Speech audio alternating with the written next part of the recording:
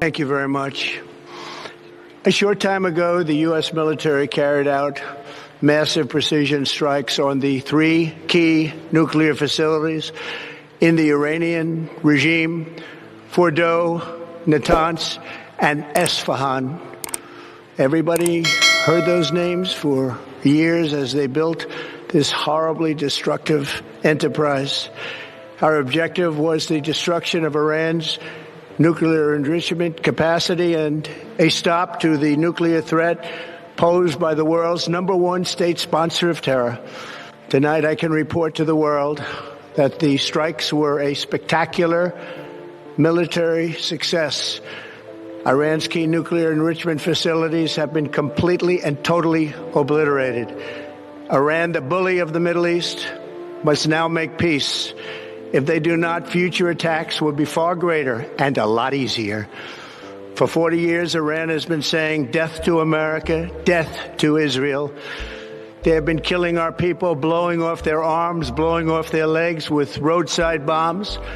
That was their specialty. We lost over 1,000 people, and hundreds of thousands throughout the Middle East and around the world have died as a direct result of their hate. In particular, so many were killed by their general, Qasem Soleimani.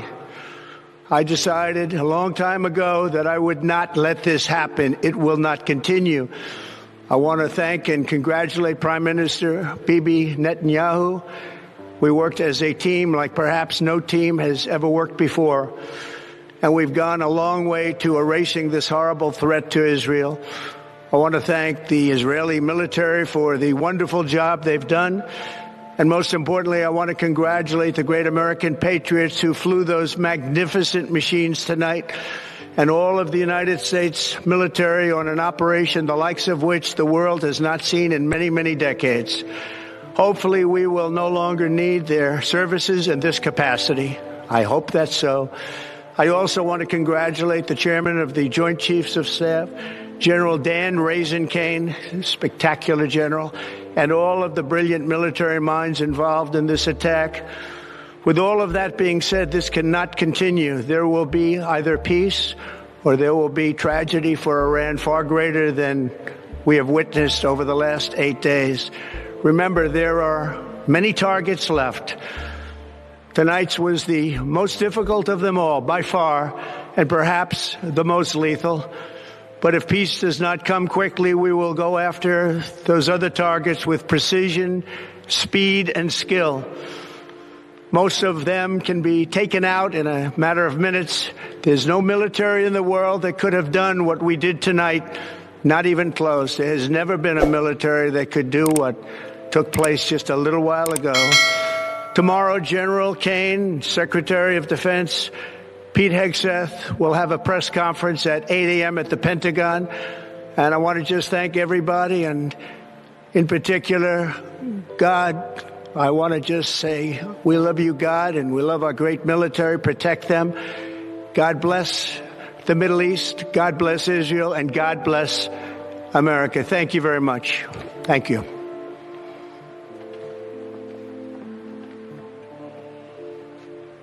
The United States of America's decision to bomb Iran's nuclear facilities was driven by a confluence of strategic, political, and diplomatic factors, which was amplified by the ongoing Israel-Iran conflict and the U.S. domestic and international pressures.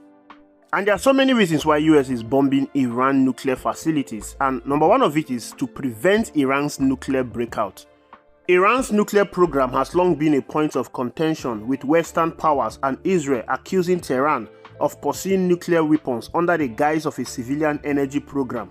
By 2025, Iran had reportedly enriched uranium to 60% purity, perilously close to the 90% needed for weapons-grade material, and amassed a stockpile sufficient for multiple bombs if further enriched.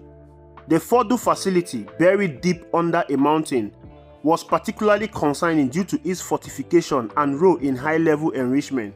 Israel's repeated strikes since June 13, 2025 had damaged Iran's nuclear infrastructure, but failed to neutralize Fordow, which only USB-2 bombers equipped with 30,000 pounds massive ordnance penetrators could effectively target.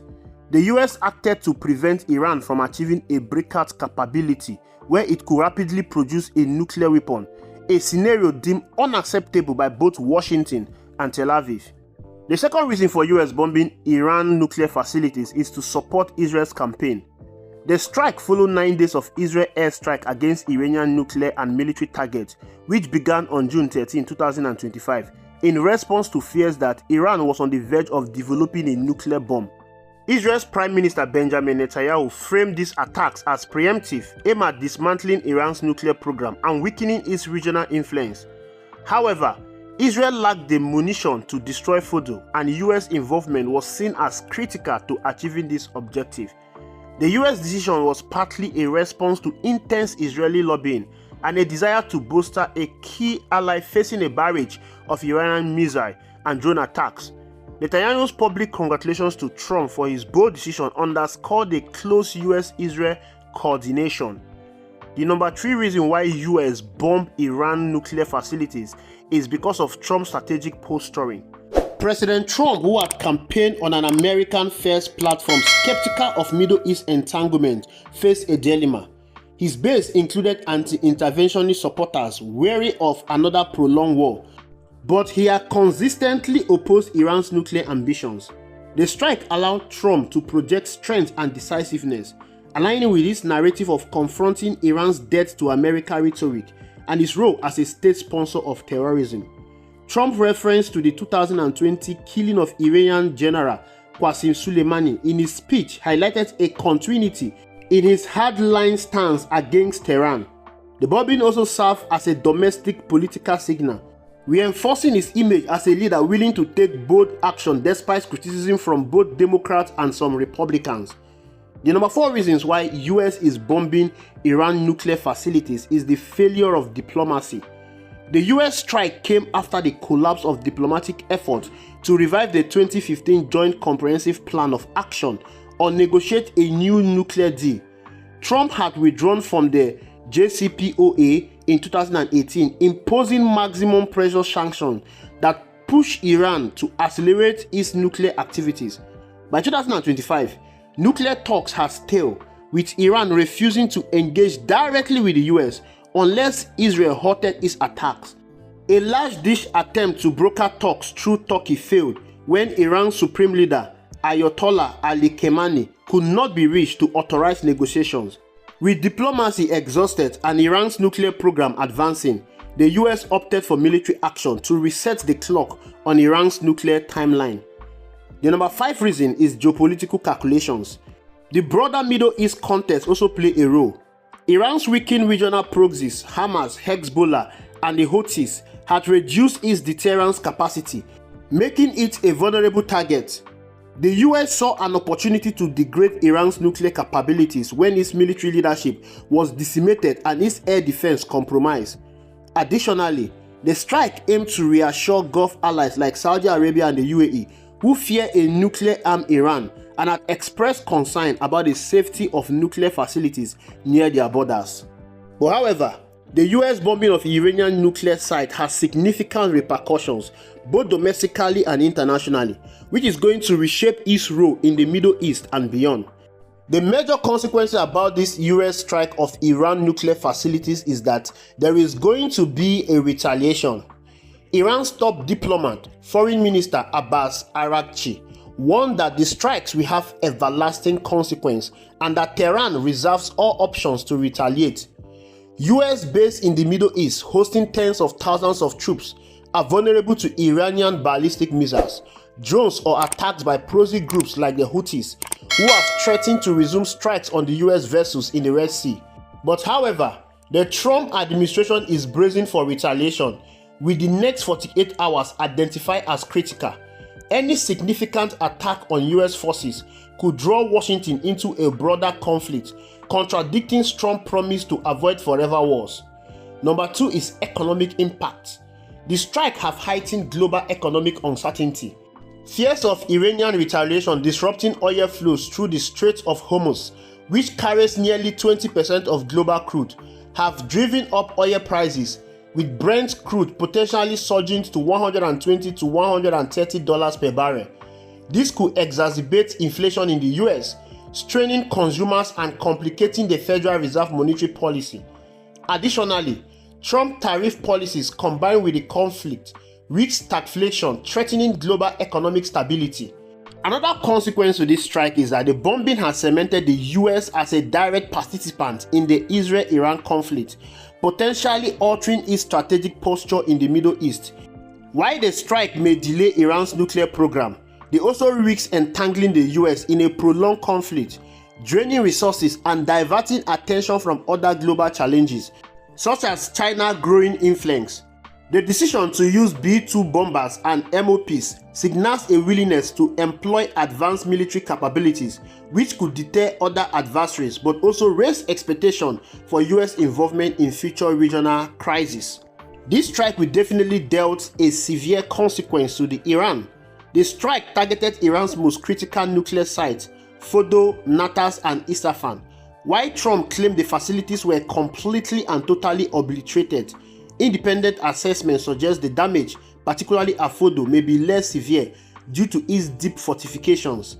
Iran's Atomic Energy Organization confirmed the attacks, but insisted that its nuclear program will continue, with no radioactive contamination reported.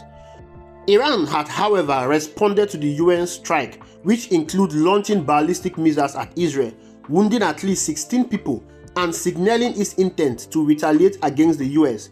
Tehran's asymmetric tactics using proxies like Hezbollah, the Houthis, or Iraq militias could target US assets across the region. Iran may also escalate cyber attacks or disrupt global energy market by targeting Gulf shipping lanes. However, with its military leadership decimated and air defense weakened, Iran's capacity for large-scale retaliation is limited, forcing it to balance defiance with caution to avoid further devastating strikes. This strike has further weakened Iran's regional position. Its proxies, Hamas, Hezbollah, and Houthis, have suffered significant losses, reducing Iran's ability to project power. The killing of senior commanders, including Quds Force officials, have disrupted Iran's command structure. But however, the US strike on Iran will also expose Israel to high risk. Iran's retaliatory missiles barrage, including a strike on Tel Aviv that wounded 16 people, have tested Israel's air defenses, with over 450 missiles and 400 drones launched since June 13. Israel's interception systems are under strain, firing interceptors faster than they can be replenished. The conflict has disrupted daily life, with schools cancelled, gatherings banned, and a cruise ship carrying 1,800 Israelis delayed. Continuous Iran attacks could escalate, potentially drawing in Hezbollah or other proxies, though their weakened states limit their immediate threat. What do you think about this strike? Do you think it's the right call for US? Do you think Iran has been decimated? Do you think Israel faces a potential threat from Iran? Let me hear your comment. Thank you for watching. I'll see you in the next video.